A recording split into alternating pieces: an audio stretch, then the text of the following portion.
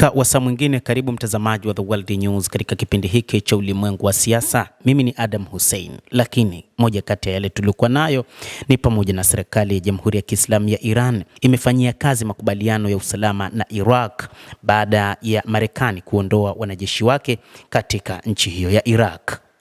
Iran inafanya kazi na Iraq katika makubaliano ya pamoja ya usalama na kwamba nchi hizo zinapaswa kulindwa kwa pamoja, ikizingatiwa kwamba ni mataifa jirani na yanayopakana. Waziri wa mambo ya nje wa Iran Abbas Araghchi amesema hayo siku ya jana Jumapili katika mkutano na waandishi wa habari akiwa na waziri wa mambo ya nje wa Iraq Fuad Hussein ambaye aliwasili Tehran kwa ziara maalum.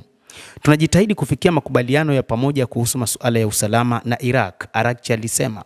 Kuondolewa kwa wanajeshi wa Marekani katika kambi ya Al-Assad iliyoko magharibi mwa Iraq ni uthibitisho wa kuimarika kwa ushirikiano wetu wa kiusalama na Iraq,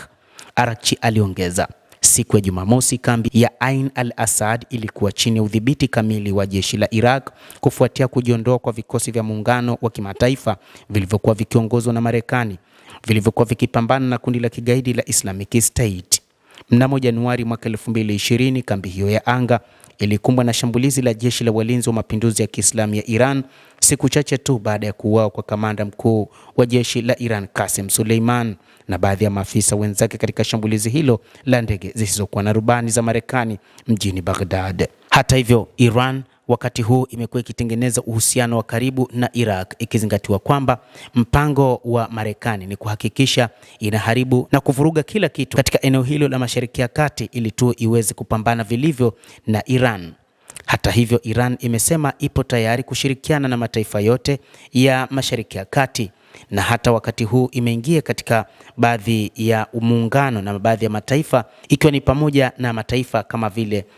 Saudi Arabia. Ikumbukwe ya Saudi Arabia kwa muda mrefu pamoja na Iran walikuwa hawapatani, lakini kwa mpatanishi kutoka nchini China, nchi hizo zimeweza kuingia katika makubaliano, na hata wakati huu ambapo Marekani ambayo ina kambi za kijeshi katika baadhi ya maeneo ikiwa ni pamoja na Qatar, Saudi Arabia na maeneo mengine, iliamua kuanzisha mashambulizi, lakini Saudia ilikataa mashambulizi hayo kutokea katika taifa lake kwa sababu Iran iliapa itashambulia kambi zote za kijeshi zilizopo Mashariki ya Kati. Moja kati ya kambi hizo ni zile zilizopo katika mataifa hayo, na hivyo mataifa hayo yakaona hakuna namna isipokuwa Marekani isianzishe operesheni yoyote ndani ya Iran.